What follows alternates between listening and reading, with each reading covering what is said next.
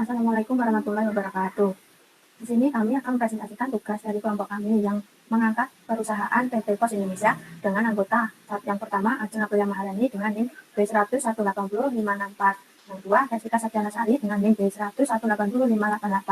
Dan yang terakhir yaitu Nanda Satya Wiguna dengan NIM B100180593. Nah, di sini kami akan mempresentasikan beberapa topik. Yang pertama, deskripsi perusahaan, yang kedua, visi misi perusahaan, yang ketiga, analisis eksternal makro, yang keempat, analisis eksternal mikro, yang kelima, analisis internal, yang keenam, analisis SWOT, yang ketujuh, analisis BCG, yang kedelapan, alternatif strategi, yang kesembilan, strategi terpilih. Yang pertama, deskripsi PT Pos Indonesia. Pos Indonesia merupakan sebuah badan usaha milik negara Indonesia yang bergerak di bidang layanan pos. Saat ini, bentuk badan usaha Pos Indonesia merupakan perseroan terbatas dan saling diskusi dengan PT Pos Indonesia. Bentuk usaha Pos Indonesia ini berdasarkan Peraturan Pemerintah Republik Indonesia Nomor 5 Tahun 1995. Peraturan pemerintah tersebut berisi tentang pengalihan bentuk awal Pos Indonesia yang berupa perusahaan umum atau baru menjadi sebuah perusahaan bersero. Selanjutnya, PT Pos Indonesia membagi lingkup bisnisnya menjadi dua, yaitu yang pertama surat dan paket, yang kedua jasa keuangan. Yang selanjutnya, visi misi PT Pos Indonesia. PT Pos Indonesia yang pertama memiliki visi menjadi postal operator, penyedia jasa kurir, logistik, dan keuangan paling kompetitif. Untuk misinya, bertindak efektif untuk mencapai performa terbaik. Untuk tujuan, membangun bangsa yang lebih berdaya saing dan sejahtera. PT Pos Indonesia memiliki slogan yaitu, kami bekerja secara amanah dan kompeten dengan membangun hubungan yang harmonis dengan sikap loyal, menjalankan bisnis secara adaptif, serta mengembangkan kerjasama kolaboratif. Selanjutnya yaitu analisis eksternal makro PT Pos Indonesia. Yang pertama, politik. Berdasarkan UU nomor 22 dan 25 tahun 1999, yang selanjutnya diubah dengan UU nomor 32 tahun 2004 dengan otonomi daerah, dan UU nomor 33 tahun 2004 tentang perimbangan keuangan antara pemerintah pusat dan daerah. Yang kedua yaitu ekonomi. Kenaikan harga BBM membawa efek ganda bagi Pos Indonesia. Selanjutnya, kondisi topografis dan geografis wilayah Indonesia yang berbentuk negara kepulauan dengan ukuran yang sangat luas berdampak pada tingginya biaya transportasi dan distribusi. Selanjutnya yaitu teknologi. Tingginya tingkat penetrasi internet, terutama dalam penggunaan email, mengakibatkan terancamnya layanan surat pos. Yang kedua, perkembangan teknologi yang sangat cepat berdampak pada seluruh sendi kehidupan masyarakat. Agresivitas pada operator telepon seluler untuk menurunkan tarif menyebabkan semakin cepatnya meningkatnya penggunaan telepon seluler di Indonesia. Selain itu, tarif yang semakin murah untuk SMS dan panggilan telepon makin meningkatkan ancaman substitusi terhadap bisnis komunikasi fisik. Dan yang terakhir yaitu sosiokultural. Yang pertama, masyarakat yang masih melakukan pengiriman surat ataupun pesan cenderung menggunakan teknologi handphone dan email daripada menggunakan jasa PT Pos Indonesia.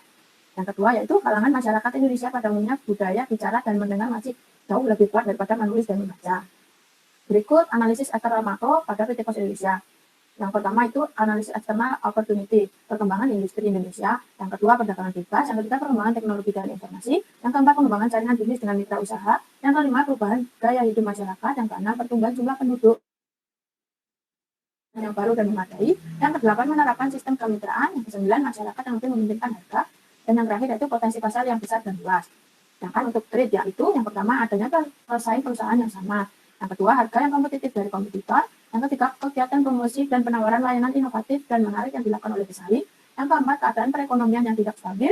Yang kelima, perubahan peraturan pemerintah. Yang keenam, kemajuan teknologi dan maraknya media sosial. Yang ketujuh, kurangnya pemahaman masyarakat terkait produk yang ditawarkan. Yang kedelapan, resiko pengiriman surat lebih lama jika dibandingkan dengan SMS atau email. Yang kesembilan, munculnya berbagai pesaing baru. Yang 10, kurangnya akses internet yang merata. Untuk selanjutnya akan dilanjutkan oleh rekan saya.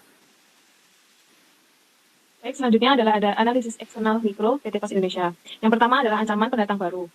Timbulnya perusahaan yang bergerak di bidang yang sama seperti FBEC, DHL, Tiki, dan sebagainya. Yang kedua adalah ancaman produk atau jasa pengganti atau substitusi. Dalam hal ini, persaingan substitusi dari internet yang menyediakan surat elektronik dan jejaring sosial. Dan selanjutnya adalah kekuatan tawar produk.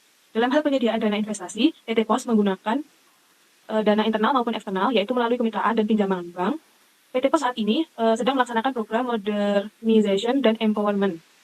Selanjutnya ada kekuatan tawar pengguna jasa. Pengguna jasa pada PT Pos Indonesia adalah masyarakat umum dari semua kalangan yang ingin melakukan pengiriman barang, uang, dan surat-surat dengan menggunakan pos. Dan yang terakhir adalah persaingan penjualan dalam satu industri. Dengan adanya Undang-Undang Nomor 38 Tahun 2009 tentang pos, mengantarkan persaingan bisnis perposan semakin mengglobal dan terbuka. Dan selanjutnya, ada analisis internal PT Pos Indonesia. Analisis internal ada 6. Yang pertama adalah manajemen dan sumber daya manusia. Manajemen PT Pos Indonesia berstrategi unit bisnis total logistik. Dan SDM-nya memiliki pengalaman yang beragam dari pelatihan dan pengembangan. Kelemahannya, SDM memiliki jiwa kompetitif yang kurang. Selanjutnya ada pemasaran. Pemasaran kerjanya PT Pos Indonesia menekankan pada kecepatan dan ketepatan waktu pengiriman dengan tetap memperhatikan dan mengedepankan kualitas. Kedua, promosi yang dilakukan oleh PT Pos Indonesia telah berkembang dengan memanfaatkan digital marketing. Kelemahannya, iklan atau promosi publikasinya kurang memiliki daya tarik. Yang ketiga, ada keuangan dan akuntansi. PT Pos Indonesia memiliki bermacam-macam jenis pelayanan jasa keuangan pembayaran tagihan. PT Pos Indonesia telah menerapkan sistem akuntansi berbasis Enterprise Resource Planning yang akan menjadi backbone pencatatan transaksi bisnis perusahaan. Kelemahannya, PT Pos Indonesia memiliki nilai perusahaan yang cenderung stagnan. Yang keempat adalah produksi atau operasi. Kelebihannya, audit operasional PT Pos Indonesia mengenali berbagai aktivitas dan fungsinya. Audit sebelum melakukan audit di PT Pos Indonesia meneliti terlebih dahulu. Kelemahannya, PT Pos Indonesia kurang memotivasi karyawan dalam bekerja, khususnya karyawan yang bekerja di produksi atau operasi. R&D-nya, kelebihan, PT Pos Indonesia merubah kantor pos konvensional menjadi kantor pos masa depan dengan pola layanan one-stop shopping. Yang kedua, ada PT Pos Indonesia mengalokasikan dana untuk pengembangan teknologi informasi.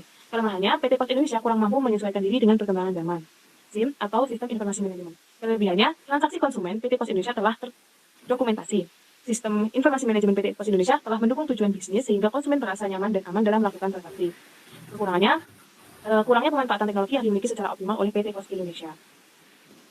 Berikut ini adalah analisis SWOT PT Pos Indonesia. Untuk kekuatannya ada SDM yang kompeten, saluran distribusi PT Pos Indonesia yang menekankan pada ketepatan dan waktu pengiriman, dan sebagainya. Untuk total kekuatan dan kelemahan yang kami peroleh itu ada skornya 2,12. Dan untuk yang selanjutnya adalah ada peluang dan ancaman, seperti memiliki potensi pasar yang besar, terus PP nomor 5 tahun 1995 dan sebagainya. Dan memiliki total skor sebesar 2,98. Selanjutnya akan dilanjutkan oleh teman saya. Selanjutnya, analisis BCG PT Pos Indonesia. Dalam slide tersebut dijelaskan perhitungan yang pertama pertumbuhan pasar dengan total 8,4%, pangsa pasar 2019 0,534 kali, pangsa pasar 2020 0,662 kali. Maka dapat disimpulkan bahwa pangsa pasar relatif PT Pos Indonesia tahun 2019 sebesar 0,534 kali kurang dari 1, dan pada tahun 2020 sebesar 0,662 kali kurang dari 1. Yang artinya menunjukkan bahwa PT Pos Indonesia memiliki pangsa pasar yang relatif kecil. Maka dapat dikatakan bahwa tingkat pertumbuhan pasar PT Pos Indonesia sebesar 8,4% yang membuktikan bahwa PT Pos Indonesia memiliki pertumbuhan pasar yang tinggi. Dari relatif market share position ini, PT Pos Indonesia berada pada kuadran 2. Dari perhitungan yang telah saya jelaskan tadi itu berada pada kuadran 2 atau start, yang memiliki arti divisi memiliki relatif market share yang tinggi dan memiliki industri yang berkembang pesat sehingga investasi lebih harus dilakukan untuk mempertahankan atau meningkatkan kondisi tersebut. Grand strategi pada PT Pos Indonesia berada pada kuadran 2 karena perusahaan ini berada pada kondisi yang bertumbuh pesat. Dari alternatif strategi dalam metrik hubungan daya saing dan kondisi lingkungan berdasarkan hasil dari jumlah analisis SWOT yaitu 2,12 dan 2,98, maka PT Pos Indonesia berada pada kuadran 5. Selanjutnya, berikut adalah checklist memilih strategi terbaik PT Pos Indonesia. Yang terpilih untuk alternatif strategi terpilihnya itu adalah horizontal integration dengan jumlah ya 5 dan tidak 1. Dan hasil analisis SWOT dan grand strategi diperoleh beberapa strategi terbaik untuk PT Pos Indonesia adalah horizontal integrasi yang saya jelaskan tadi, atau bisa disebut dengan penggabungan beberapa perusahaan atau beberapa bagian dalam perusahaan yang memproduksi dan atau memasarkan barang yang sama. Yang terakhir, dari matriks BCG yang telah dijelaskan sebelumnya, maka PT Pos Indonesia terkhusus layanan logistik dapat menerapkan strategi market penetration, market development, or product development. Sekian presentasi dari kami. Apabila banyak salahnya, saya mewakili seluruh anggota kami minta maaf. Sekian dan terima kasih. Wassalamualaikum warahmatullahi wabarakatuh.